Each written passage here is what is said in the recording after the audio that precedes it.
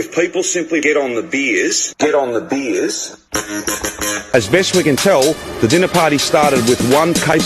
By the end of the dinner party, almost everybody at the dinner party had a case of beers. If people simply take this seriously, rapidly, get on the beers, that's your civic duty, that's what's most important, and that's what must be done. Beers, get on the beers, get on the beers,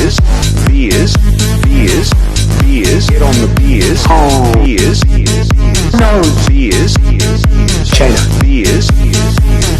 get on the beers, take this seriously, get on the beers, rapidly, get on the beers, that's your civic duty, beers, get on the beers, that's what's most important, beers, that's what's most important, beers, that's what's most important, beers, and that's what must be done, beers. I can honestly say I never had a beer in my life, okay?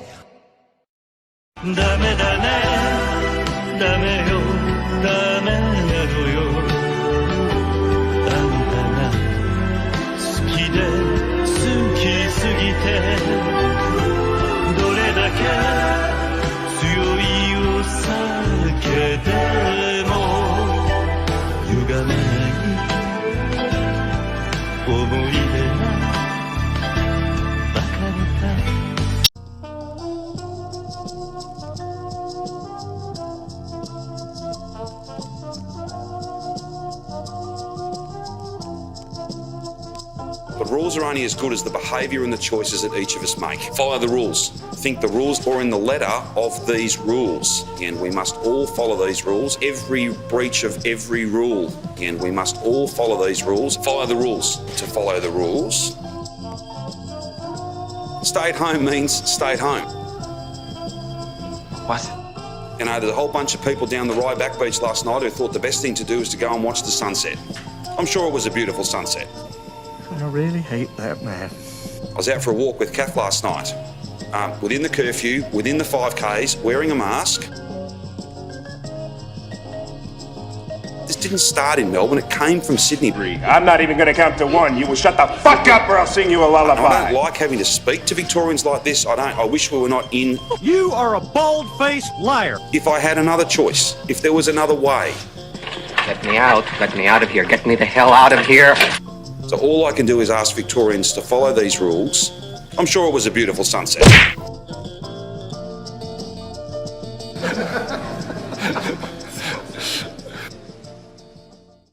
No, hang on. There's no living with this. It is so unhelpful. I'm not saying you're doing it, but other people, this narrative, oh, well, we'll just have to live with it. Listen, punk, to me you're nothing but dog shit, you understand? A lot of things can happen to dog shit. It can be scraped up with a shovel off the ground, it can dry up and blow away in the wind, or it can be stepped on and squashed. So take my advice, be careful where the dog shit you. I've really got to say... You're a legend in your own mind.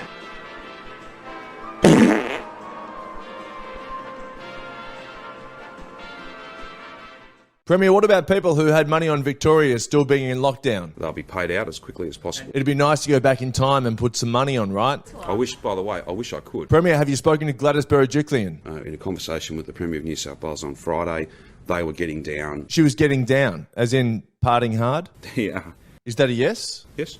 I heard she was partying until Sunday. If I could call Sunday right now, I would, but I can't. Can you call a day of the week? Yes. And who answers? So no one's ever questioned that. Wait, so do different days of the week have different voices? I would just say there's a lot of voices in this. Okay, so who's the voice of Sunday? Josh Frydenberg. Premier, the Melbourne Marathon is scheduled for this Sunday. Will it go ahead? No. But this flyer said the Melbourne Marathon would go ahead, rain, hail, shine or pandemic. No, it does not. No, it does. It says it there, or pandemic. Yeah, I would respectfully not agree with those comments. People are saying the real reason you don't want it to happen is because you've been too lazy to train and you don't want to embarrass yourself. Well, that's a decision that I've made. Let's be serious for a second, Premier. When was the last time you trained? 10, 15, 20, even longer, 30 years ago. Robert De Castella's record marathon time is 2 hours and 7 minutes. I'm not about breaking it. And he shit his pants. That is a massive effort. If the event did take place, would you attempt maybe one of the shorter races? Certainly the 5Ks. Now, Premier, I believe to help with Victoria's budget shortfall, you're moonlighting as a TV extra. We are all challenged by the impacts of this How long have you been doing this for? for quite some time. Now, is it true you're a background extra on Neighbours? Yes. Can you tell us more about being a background extra? Well, the nature of background work is when I've got an announcement to make, I will. How many other extras auditioned? You know, you're talking hundreds and hundreds of people. What would you say to anyone wanting to become a background extra? I think your odds are very poor. Could this be a new career for you?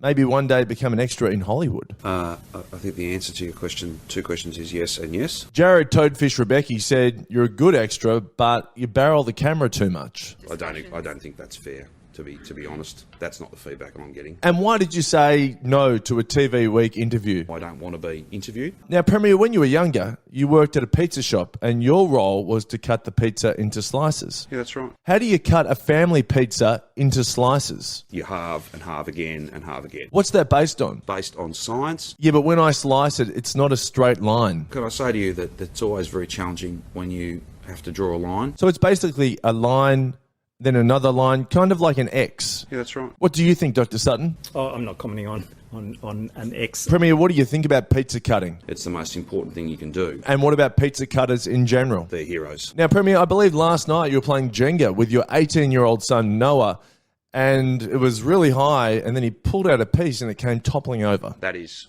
very difficult. It's very challenging, heartbreaking in some ways. When that happens, what do you do? To take the action necessary to ensure that mistakes do not occur again. Noah says you locked him in his room. This is a strategy that's worked. But he's 18 years old. As difficult as these decisions are, as heartbreaking as the consequences of these decisions are, this is the only way forward. And to cool off, you went to your happy place. Yes. And where's that? In a Macca's car park in the deep outer suburbs. Dr. Sutton, you've been quiet. Anything else you want to add? That coronavirus doesn't exist and doesn't kill people.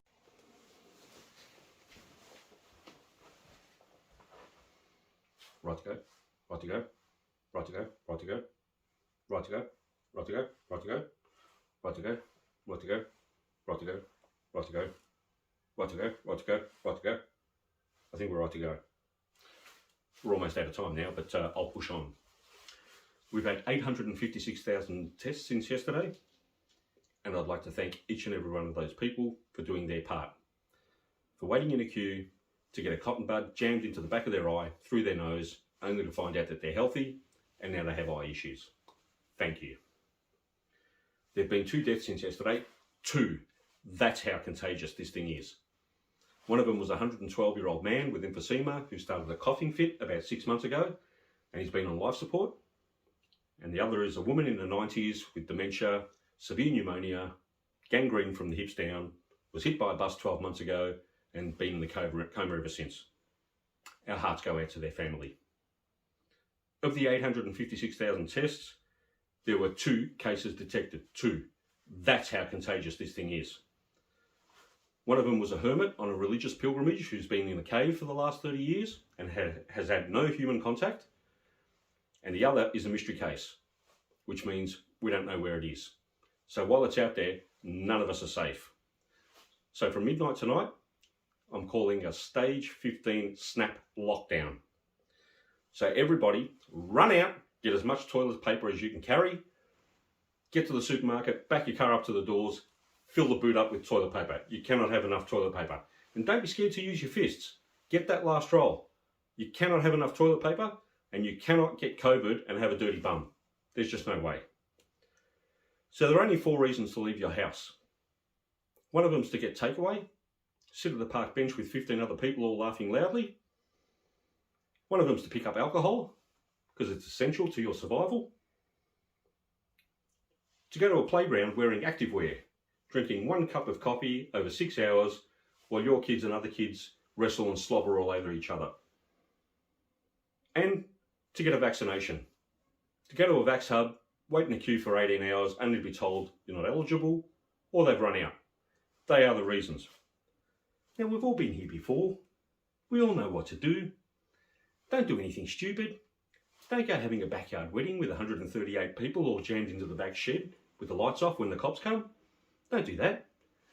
Don't go down to the park with a blanket on the grass, some subwoofers, a couple of turntables, strobe lights, and a dance floor. That's not exercising. The police are out there, and they want nothing more than to be yelled at by dickheads hurling flares who've got grudges with horses. So there'll be a curfew from 4 p.m. tonight until noon the next day.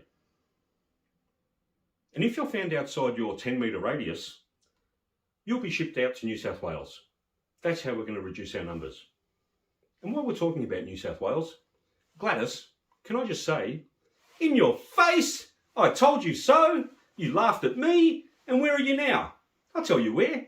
About 4 days from turning Sydney into a ghost town where you're all driving around in makeshift cars, killing each other for petrol.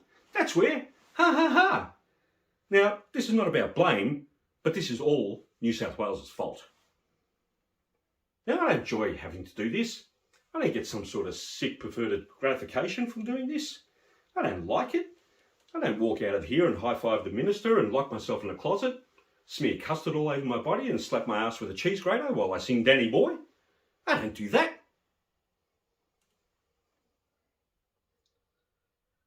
There's only one way out of this, and that's when we're all vaccinated.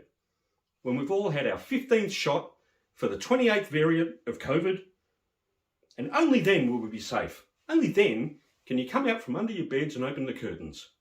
But until then, none of us are safe. Other countries, they would kill to be where we are.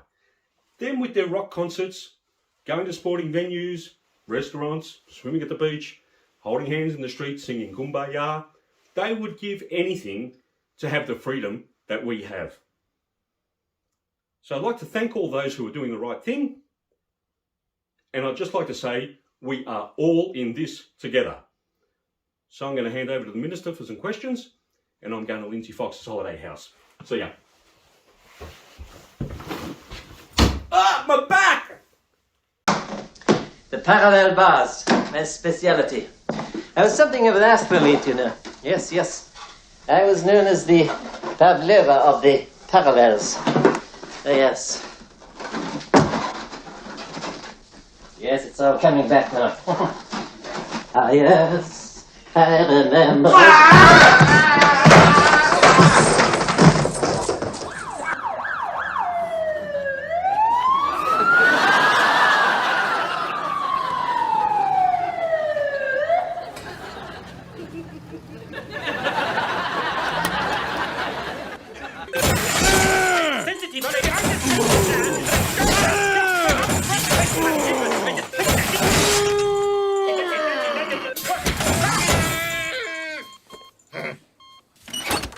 Tom?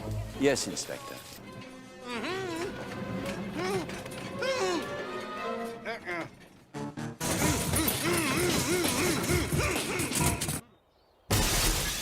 Mr. Andrews, you aware that since you've been wearing the North Face jackets, they haven't sold a jacket? No, I'm not. North Face have said if you keep wearing the jackets, they'll be forced to close. No one wants that. Nobody wants that. How long do you plan on wearing these jackets? I've made it very clear to the Prime Minister and to my National Cabinet colleagues that that'll be until further notice. Exactly how many North Face jackets do you have? 1,484. Why did you buy so many jackets? It's not an opportunity to go shopping each and every day. How did you get so many jackets? Not through good luck. Can you talk us through all of the stores you've cleared out of jackets? Right across metropolitan Melbourne and Mitchell Shire, and indeed right across our state. Why did you buy so many jackets? North Face say you only need one good jacket per winter. These next 6 weeks are not an ordinary winter. Are the jackets comfortable? It's not a matter of comfort or discomfort. Mr. Andrews, I've got to ask again, why did you buy so many jackets? Because that's what I have to do. I said, are you willing to be honest? You said yes. You get it all on the table so it can be dealt with in a mature fashion. Those matters are not settled yet, but I think in broad terms, and I'm just again, You're here? She's not even asked, which is a point that I think seems to be missing here. So this is her fault. It's not your fault, it's her fault for not describing to you. Let me tell you, we dig. We ask you a million questions, right? We gave you every opportunity to be forthcoming. We gave you every opportunity to be forthcoming. And I do my homework, and I make no apology for that because I can't help people if I don't know what's wrong. I've tried to be nothing but frank and as clear as I can be. So what? You knew you were lying to me when you came out here and sat down. I said, do not waste your time or mine. Tell me the truth. We'll make announcements about easing on Sunday and up, at points in time after that. So, are you telling the truth? No. Is there anything else? This is not a static thing. It's a dynamic virus, and you have to update your plans accordingly. And plans are forecasts. They're what you plan to do. They're what you hope to do. You can do whatever you want to do, but what you don't want to do is say you want help and then lie about it.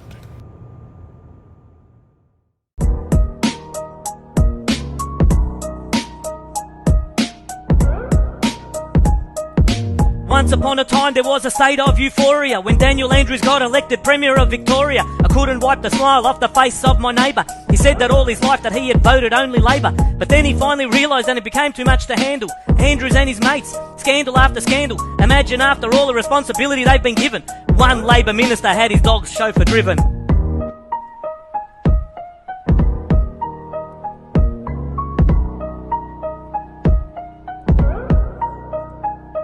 Then the East-West link, the Liberal Party sealed it. Andrews paid $1 billion not to fucking build it. You think the media would ask what the fuck you think you're doing? You're leading Victoria into a state of fucking ruin.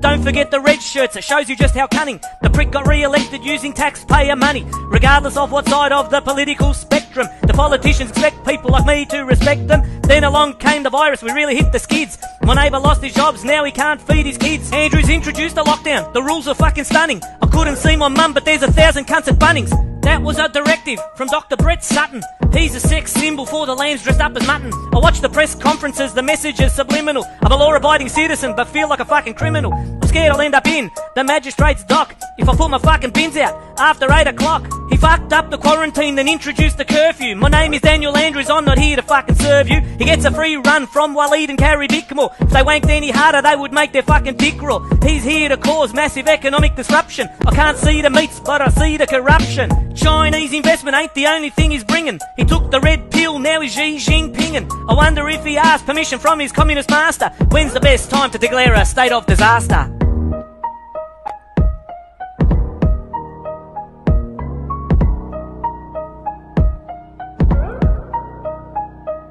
Speaking of disasters, we've got Jenny Mikakos. She's about as trustworthy as the late Ferdinand Marcos. The Deputy Chief Health Officer thought that she was clever, tweeting shit about Captain Cook and the Endeavour. I know about the virus cause I'm the academic, but you let these fuckheads protest in the middle of a pandemic. Stop pandering to snowflakes and every bedwetting knob. You're a fucking public servant, so just do your fucking job. Have you noticed that none of the television stations have been reporting lately on the violent home invasions? You get let out on bail if you kill someone with a chainsaw, but I forgot my mask at home now, I'm a fucking outlaw.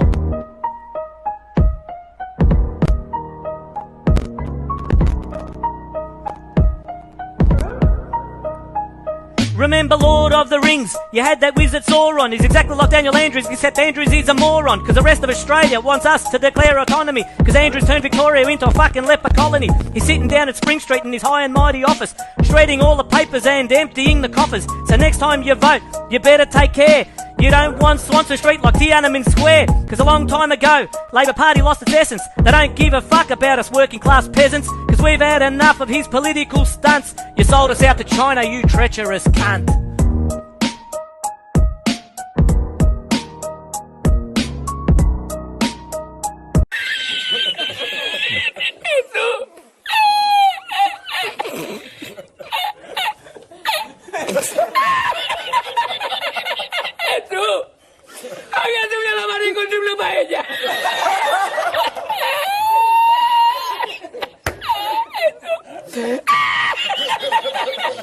Y la encontré porque estaba la paellera agarrada entre las piedras de Chipiona, del faro. Y cuando entro en el restaurante me ve el cocinero con una paellera y adentro la vende paellera.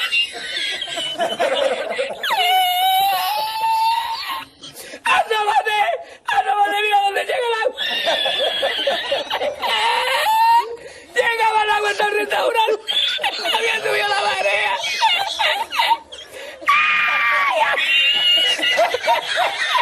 Jesús, hay que hacer ahora con los dos sacos de arroz. ¡Ay!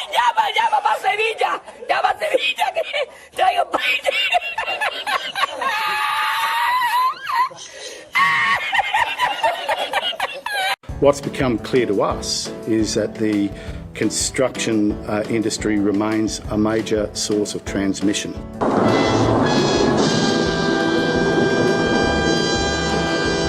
I particularly call out tea rooms. No! God, please, no! No! No! We've seen a number of cases in recent times, including the V-Line cases. Holy shit! Oh, fuck! Including some of our construction sites, Tony! where transmission appears to be happening in tea rooms. We have sort of a problem here. It's where we probably drop our guard the most. It's where we physically drop our masks to eat, to drink. It's also where we see people from different shifts and different workplace bubbles still interacting with each other. I don't care. Please, tea rooms are not safe places. Bullshit. In fact, for many of us at work, they're probably now the most dangerous place. So please be very mindful of everything you do in that environment and minimise your time in that kind of setting. That is required. No debates entered into. Get ready!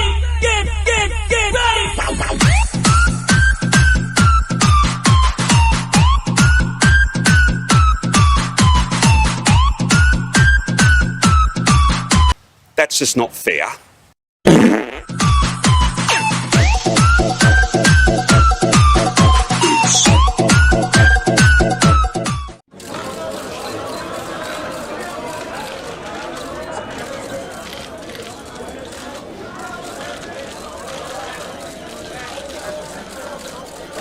Are we good to go? Am I facing north? Good morning, everyone. I'm about to rattle off all the numbers that we have no idea what they mean over the next 2 minutes, and then give you what you've all been waiting for, which is the change in cases from yesterday. There's been 655,600,2,645 tests to date in Victoria, and I thank all Victorians for coming forward and getting a test. We urge you to come forward and get a test. Don't wait till tomorrow. Don't wait 1 hour. Don't wait 3 days over the weekend to get it on Monday. You need to come forward and get a test as soon as you have a symptom. I thank all the Victorians for that. We've had 20,642, 475,200. Doesn't even matter what the number is. You're not going to remember the number from yesterday to then subtract that off the number that I've given you today to work out how many cases we've actually had today. And then I'm going to pause for effect and then tell you that we've had a change of 2, which is good news, before I get into the actual changes that are going to be made to restrictions. Firstly, I'd just like to berate the people who went to St Kilda Beach and didn't wear masks. That seems to happen all the time, so I'll just do that. Thank you. Tick. This virus is evil. This virus is a beast. I'm going to also mention something about the supercomputer thing, because I feel obliged to now. We're going to take these steps slowly and safely so we can open and stay open. That's what I say, right? I'm proud of all Victorians for staying the course. As of 11:59 Tuesday, changes to the 5 kilometre radius will take effect. Victorians can travel all over Victoria. Victoria is now open. Woohoo! It's a good day. It's a good day. And we can travel north into New South Wales. That's north. We can face north and travel north into New South Wales. As for South Australia, well, mate, the cut-off area is South Australia, because I still stand by it. Who would want to go there, right? Am I right? The supercomputer has drawn a graphic to put up on the screen where Victorians can and cannot go. There's a new radius. It's curved up in terms of where you can go and where you can't go towards South Australia. And here's the map now.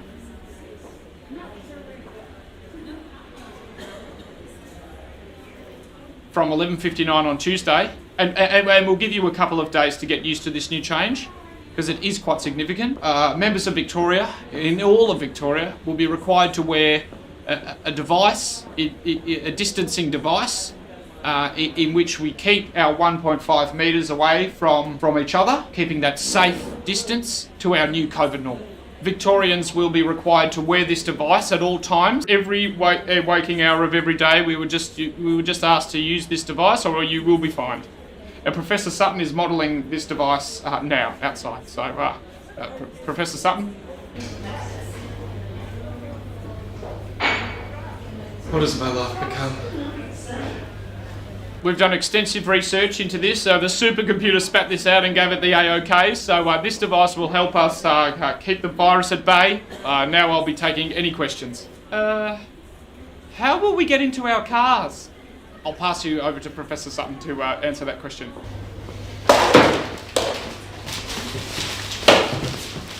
And I've got to go. See ya. As best we can tell, the pub is shut. That's not appropriate. I can't be any clearer than that. That's what's most important. The pub, that's what's most important. Beers. We had a case last week. As best we can tell, the dinner party started with one case. By the end of the dinner party, almost everybody at the dinner party had a case of beers. People simply take this seriously, rapidly. Get on the beers. That's your civic duty. That's what's most important, and that's what must be done. Beers. Get on the beers. Beers. Get on the beers. Beers. No. Beers. China. Beers. Get on the beers. Take this seriously. Get on the beers. Rapidly. Get on the beers. That's your civic duty. Beers. Get on the beers. That's what's most important. Beers. That's what's most important. Beers. That's what's most important. Beers. And that's what must be done. Beers. There are 6,739 cases of coronavirus in Victoria. That's 484 new cases. Well, you get sick of walking the same streets. Tomorrow night we move to Broadmeadows or Brighton. Wearing masks like that is wasting a mask. Get on the beers, because the pub is shut. Mandatory mask. Get on the beers, You get sick of walking the same streets. I've done all of Brighton. Mr. Somyurek said, die, because the pub is shut. Pub is shut. Masks and face covering. As best we can tell, people will die. Wearing masks like that is wasting a mask. That's what's most important. Must be done.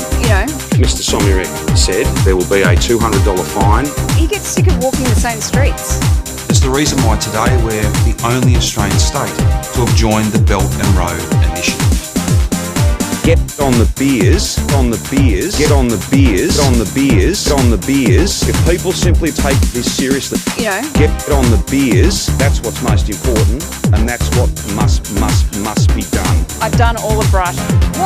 I've done all of a judicial inquiry.